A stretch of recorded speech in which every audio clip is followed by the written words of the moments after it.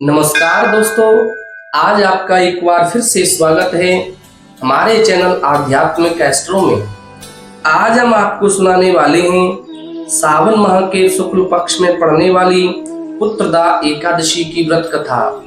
वैसे तो सभी एकादशी तिथियों का व्रत महत्वपूर्ण माना जाता है, लेकिन पुत्रदा एकादशी का जो व्रत है अपने आप में एक खास महत्व होता है, क्योंकि जैसा इस एकादशी का नाम है वैसा ही इसके व्रत का स्वभाव माना जाता है। जो भक्तजन इस एकादशी के व्रत को करता है वह अच्छी संतान और अच्छे पुत्र को प्राप्त करता है। जो भी दंपति इस व्रत को धारण करते हैं उन्हें भगवान विष्णु जी और एकादशी की कृपा से अच्छे पुत्र की और अच्छे संतान की प्राप्ति होती है। मान्यता है कि सावन पुत्रदा एकादशी का व्रत अपने नाम और स्वरूप से संतान को अच्छा स्वभाव वाला और दीर्घायु प्रदान करने वाला माना गया है। सावन माह के शुक्ल पक्ष की एकादशी तिथि 15 अगस्त 2024 दिन गुरुवार को सुबह 10:26 से प्रारंभ हो जाएगी और 16 अगस्त 2024 दिन शुक्रवार को 9:39 पर समाप्त हो जाएगी। ऐसे में जो एकादशी का व्रत है उदया तिथि के अनुसार मान्य होगा, जो कि 16 अगस्त 2024 दिन शुक्रवार को माना जाएगा। इसमें जो पूजन का शुभ मुहूर्त है वह सुबह 5:51 से प्रारंभ होकर के सुबह 10:47 को रहेगा।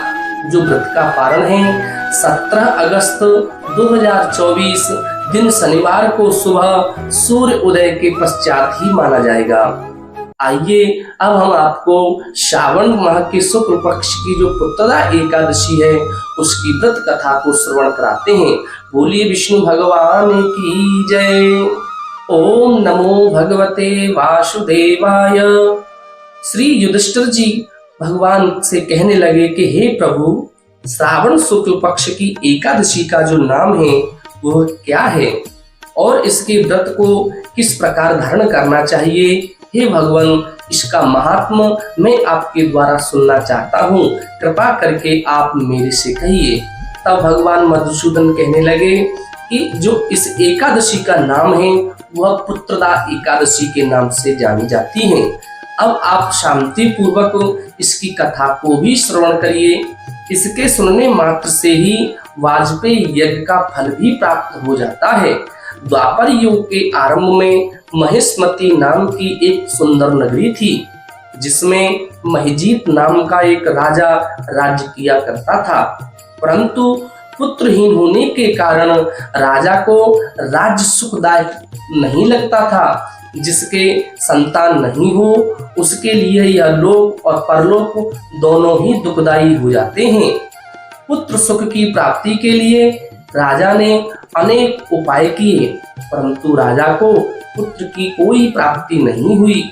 वृद्धावस्था आने को हुई। इसे देख करके राजा अपनी प्रजा के प्रतिनिधियों को बुलाकर के कहने लगा कि हे प्रजाजनों, मैंने इस जन्म में तो कोई पाप नहीं किया। मेरे खजाने में अन्याय से उपार्जन किया हुआ धन नहीं है, न मैंने कभी देवताओं तथा ब्राह्मणों का कोई धन छीना है। किसी दूसरे की धरोहर को भी मैंने नहीं लिया। प्रजा को पुत्र के समान मान करके मैंने उसका पालन पोषण किया है। मैं अपराधियों को पुत्र और बंधु बांधवों की तरह दंड देता रहा। कभी किसी से घृणा तक नहीं की, सबको समान माना है। सज्जनों की सदा मैंने पूजा की है। इस प्रकार धर्म युक्त राज्य करते हुए भी मेरे कोई पुत्र नहीं हुआ है, सो मैं अत्यंत दुखी हो रहा हूँ। इसका कोई आप कारण बताएं। महाराज महिजीत की इस बात को विचारने के लिए मंत्रीगण तथा प्रजा के प्रतिनिधि वन को गए और बड़े बड़े ऋषि और मुनियों के दर्शन किए और राजा के हित की उत्तम कामना की पूर्ति के लिए किसी श्रेष्ठ तपस्वी मुनि को देखते फिरते रहे। एक आश्रम में उन्होंने एक अत्यंत वयोवृद्ध धर्म के ज्ञाता, बड़े तपस्वी, परमात्मा में मन लगाए हुए निराहार, जितेंद्रिय, जितात्मा, जितक्रोध, सनातन धर्म के गुण तत्वों को जानने वाले, समस्त शास्त्रों के ज्ञाता महात्मा लोमश मुनि को देखा, जिनका कल्प के व्यतीत होने पर एक रोम गिरता था। सबने जाकर के ऋषियों को प्रणाम किया और उनके सामने बैठ गए। तब उन लोगों को देख करके मुनि ने पूछा कि आप लोग किस कारण आए हैं?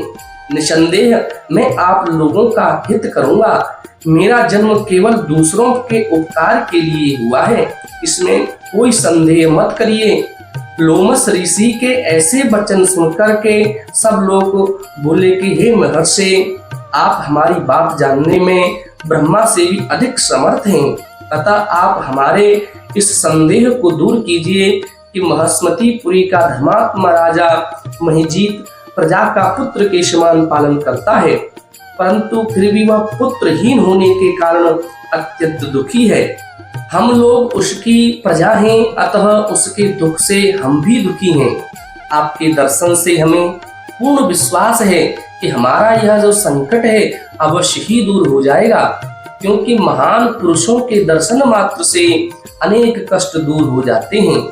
अब आप कृपा करके राजा के पुत्र होने का उपाय बतलाइए।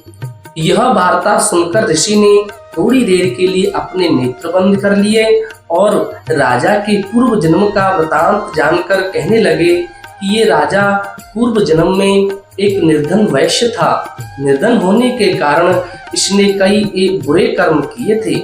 यह एक गांव से दूसरे गांव व्यापार करने के लिए जाया करता था। एक समय ज्येष्ठ माह के शुक्ल पक्ष की द्वादशी के दिन मध्याह्न काल के समय, जबकि वह 2 दिन का भूखा प्यासा था, एक जलाशय पर जल पीने गया। उस स्थान पर एक तत्काल की ब्याही हुई प्यासी गौ जल पी रही थी। राजा ने उस प्यासी गौ को जल पीते हुए हटा दिया और स्वयं जल पीने लगा। इसलिए राजा को यह दुख सहना पड़ा है। इसलिए एकादशी के दिन भूखा रहने से वह राजा हुआ और प्यासी गौ को जल पीते हुए हटाने से पुत्र के वियोग का दुख भोगना पड़ रहा है। ऐसा सुनकर सब लोग कहने लगे कि हे ऋषि, शास्त्रों में पापों का प्रायश्चित भी लिखा गया है, अतः जिस प्रकार राजा का यह पाप नष्ट हो जाए, आप ऐसा कोई उपाय भी बतलाइए। लोमश मुनि कहने लगे कि श्रावण शुक्ल पक्ष की एकादशी को, जिसको पुत्रदा एकादशी भी कहते हैं, तुम सब लोग व्रत करो और रात्रि को जागरण करो, तो इससे राजा का यह पूर्व जन्म का पाप अवश्य नष्ट हो जाएगा, साथ ही राजा को पुत्र की भी अवश्य प्राप्ति होगी। लोमश ऋषि के ऐसे वचन सुनकर के मंत्रियों सहित सारी प्रजा नगर को वापस लौट आई और जब श्रावण शुक्ला एकादशी आई तो लोमश ऋषि की आज्ञानुसार राजा सहित सबने पुत्रदा एकादशी का व्रत और जागरण भी किया। इसके पश्चात द्वादशी के दिन इसके पुण्य का फल राजा को दिया गया। उस पुण्य के प्रभाव से रानी ने गर्भ को धारण किया और प्रसव काल समाप्त होने पर उनको एक बड़ा तेजस्वी पुत्र उत्पन्न हुआ। इसलिए हे राजन, इस श्रावण शुक्ला एकादशी का नाम पुत्रदा एकादशी पड़ा। अतः संतान के सुख की इच्छा करने वाले इस व्रत को अवश्य करें। इसके महात्म को सुनने से मनुष्य सब पापों से मुक्त हो जाता है और इस लोक में सुंदर संतान सुख भोग करके परलोक में स्वर्ग को भी प्राप्त कर लेता है। बोले विष्णु भगवान की जय।